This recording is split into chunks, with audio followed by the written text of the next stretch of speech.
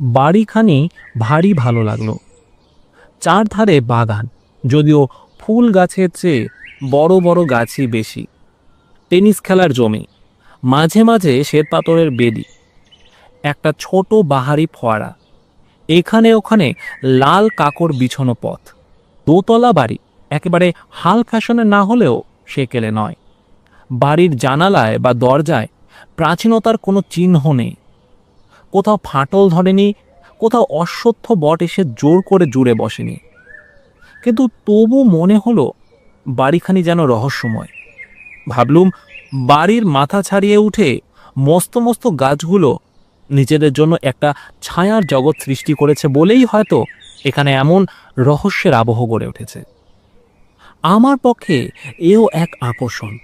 আমি রহস্য ভালোবাসি। রহস্যের মধ্যে থাকে রোমাঞ্চের গন্ধ।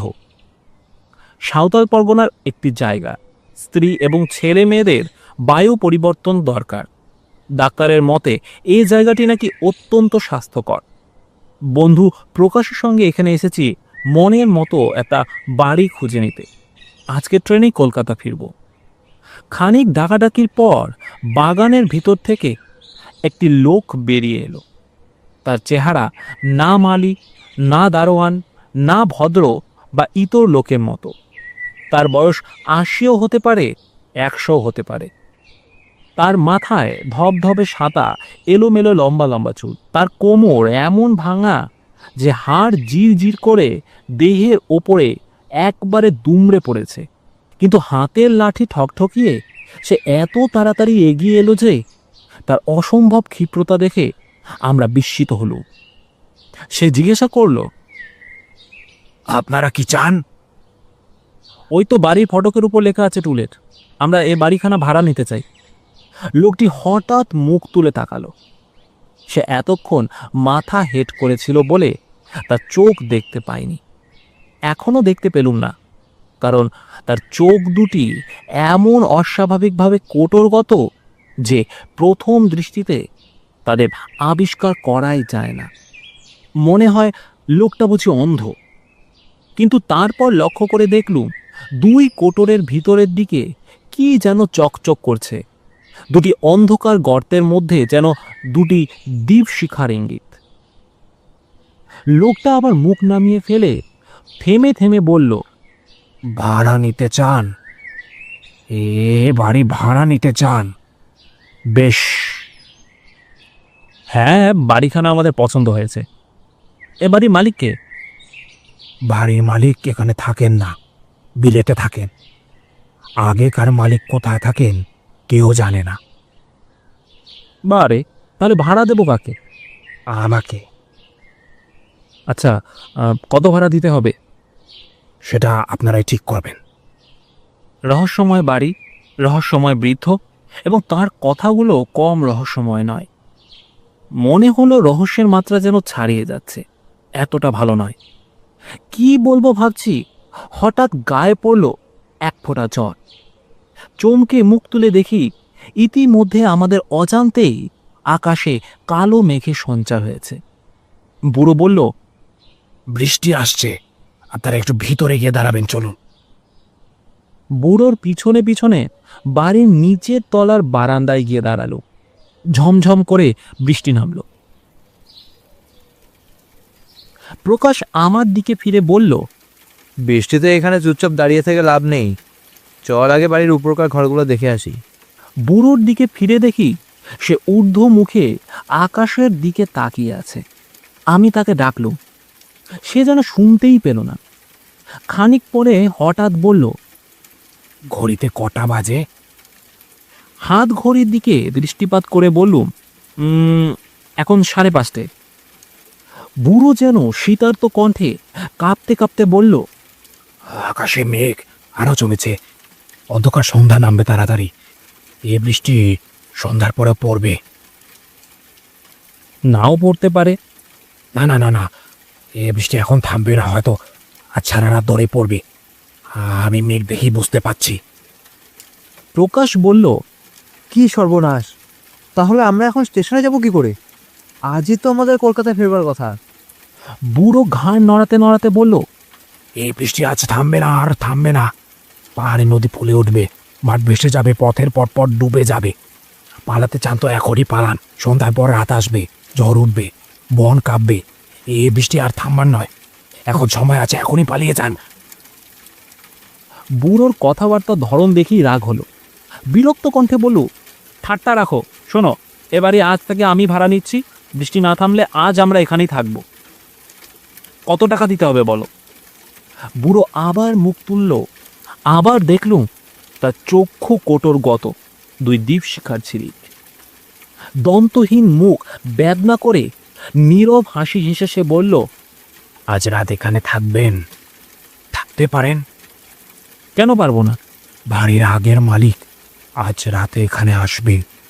তিনি কোথায় থাকেন তা কেউ জানে না, কিন্তু বৃষ্টির রাতে ঠিক এখানে বেড়াতে আসেন। তাকে দেখলে মানুষ খুশি হয় না। দোতলার হরঘর তার জন্যই খোলা থাকে। এক বৃষ্টির রাতে ও ঘরে একটি কাণ্ড হয়েছিল। আচ্ছা, কি হয়েছিল কাণ্ড? রক্তাক্ত কাণ্ড। সন্ধ্যার সময় মালিক ফিরে এলেন, তখন চুপ চুপ করে বৃষ্টি পড়ছে। হাতে তার বন্দুক, পরনে তার শিকারের পোশাক। তারপর না না না না, সেসব কথা আপনাদের আর শুনে কাজ নেই। কিন্তু সেদিন থেকে এই বাড়ি খালি, এ বাড়ি কেউ ভাড়া নিতে চায় না। আমি হো হো করে হেসে উঠলুম, বললুম, তুমি আমাদের ছেলে মানুষ পেয়েছো, যা তা বলে ভয় দেখাতে চাও? বেশ, তবে তোমরা থাকো, আমি চললুম, কিন্তু সাবধান। বলতে বলতে বুড়ো লাঠি ঠকঠকিয়ে অত্যন্ত ক্ষিপ্রপদে আবার বাগানে নেমে অদৃশ্য হয়ে গেল। প্রকাশ বলল, পাগল নাকি? আমি বললুম, পাগল নয়, পাগল নয়, পাজি। বুড়োর হয়তো ইচ্ছা নেই আর কেউ এ বাড়ি ভাড়া নেই, সে একলাই এখানে রাজত্ব করতে চায়। কিন্তু বাইরে যখন ভাড়াপত্র টাঙানো আছে, তখন আমাদের ভাবনা কি? চলো একবার দোতলার ঘরগুলো দেখে আসি।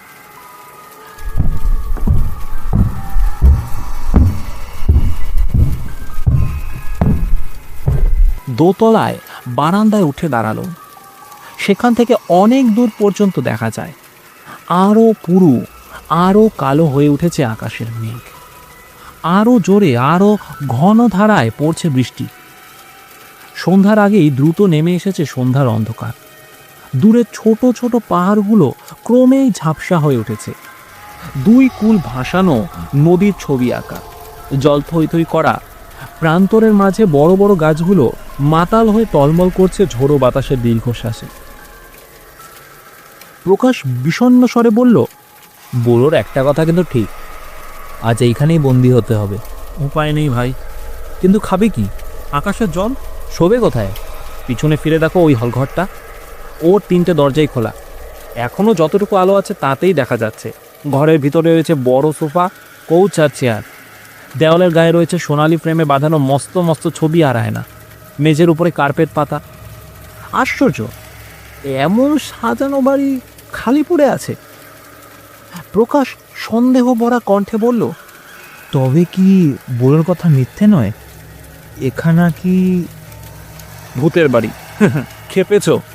তা মানলে বলতে হয় এবারে আসল ভূত হচ্ছে ওই বুড়োই। অচম্বিতে কানে এলো অপূর্ব এক সঙ্গীত। কেউ গান করছে, কোনো মেয়ে, রবীন্দ্রনাথের গান। গায়িকার গলা চমৎকার। সবিষয়ে দুজনে স্তব্ধ হয়ে দাঁড়িয়ে খানিকক্ষণ ধরে সে গান শুনল। আকাশ বেয়ে উঠল বিদ্যুতের জীবন্ত অগ্নিচিত্ত ও উন্মত্ত বজ্রের চিৎকার।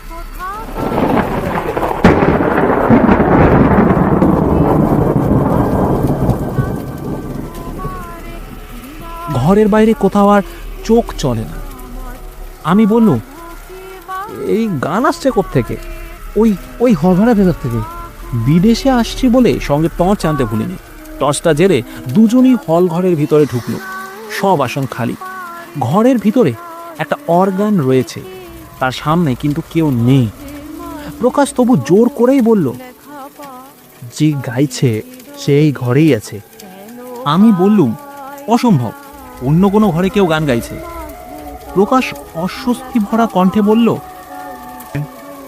না না না না, গান হচ্ছে এইখানে।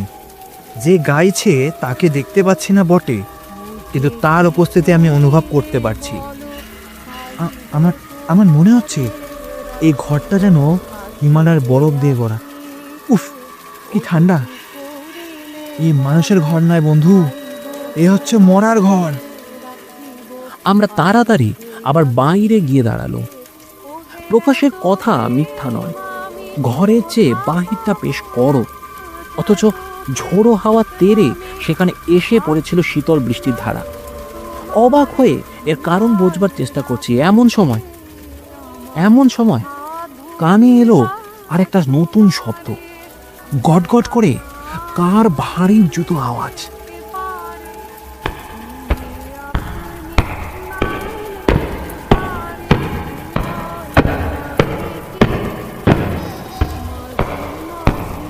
প্রকাশ বিস্ময়ে বলল, সিঁড়ি দিয়ে কে উপরে উঠছে? এই বুড়োর পায়ের শব্দ নয়। আমি বললুম, বুড়ো মিছে কথা বলেছে, এ বাড়ি খালি নয়, কে গান গায়, কে ওপরে উঠে। সিঁড়ির দিকে টর্চের আলো ফেলে অপেক্ষা করতে লাগলো। সিঁড়ির ধাপ শব্দিত হয়ে উপরের বারান্দায় এসে স্থির হয়ে রইল একজোড়া শিকারি বুট, যা পড়লে লোকের হাঁটু পর্যন্ত ঢাকা পড়ে। নিজের চোখকে বিশ্বাস করতে পারলুম না, মানুষ নেই, অথচ একজোড়া শিকারি বুট উপরে উঠে এলো জ্যান্ত জীবের মতো। মন বলল ওই দৃশ্যমান বুট পড়ে আছে কোনো অদৃশ্য দেহ, এবং বারান্দায় হঠাৎ আজ দুই অনাহুত অতিথি দেখে সে থমকে দাঁড়িয়ে পড়েছে বিস্ময়ে। প্রকাশ অস্পষ্ট স্বরে বলল, শিকারি বুট, বুড়ো বলেছিল। বৃষ্টির রাতে বাড়ির মালিক এসেছিল শিকারির পোশাক পরে। আমি উত্তর দেবার আগেই বুট জোড়া যেন কোনো বেজায় ভারী দেহের চাপ নিয়ে আবার গট গট শব্দে মাটি কাঁপিয়ে অগ্রসর হতে লাগলো আমাদের দিকে। আমরা মহা আতঙ্কে পিছু হতে লাগলো। আমাদের দৃষ্টি স্তম্ভিত, হৃৎপিণ্ড করছে ধরপড় ধরপড়। হল ঘরের তৃতীয় দরজার কাছে এসে বুট জুতো জোড়া আবার থেমে গেল, কিন্তু তারপরে সব একে ঘরে প্রবেশ করলো। গানের স্বর থেমে গেল, সঙ্গে সঙ্গে শুনলুম বন্দুকের শব্দ ও এক তীব্র আর্তনাদ। আমরা পাগলের মতো দৌড়ে এক লাফে সিঁড়ির 3-4টে করে ধাপ পেরিয়ে নিচে নেমেই দেখি সেখানে নিশ্চল হয়ে দাঁড়িয়ে আছে ওই অদ্ভুত বুড়োর ভাঙা দুমড়ে পড়া মূর্তি। সে একবার মুখ তুলে আমাদের পানে তাকালো। টর্চের আলোতে তার চক্ষুর কোটরের খুব ভিতরে চলে উঠল দুটি আগুনের কণা। খিলখিল করে হেসে বুড়ো ক্ষণ ক্ষণ গলায় বলে উঠল, মালিকের সাথে দেখা হলো? কি বললো মালিক? বাড়ি দেবে? বাড়ি ভাড়া দেবে নাকি? দৌড়তে দৌড়তে বাগান পার হয়ে যখন বাইরে এসে পড়লাম, তখনও সে বুড়োর ভয়াবহ অপার্থিব শব্দ থামেনি।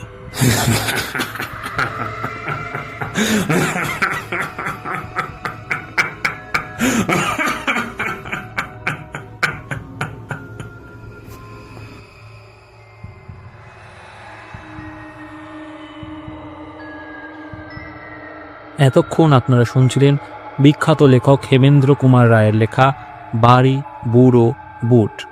গল্পটি আপনাদের কেমন লাগলো কমেন্টে অবশ্যই জানাবেন। দেখা হচ্ছে পরের পর্বে।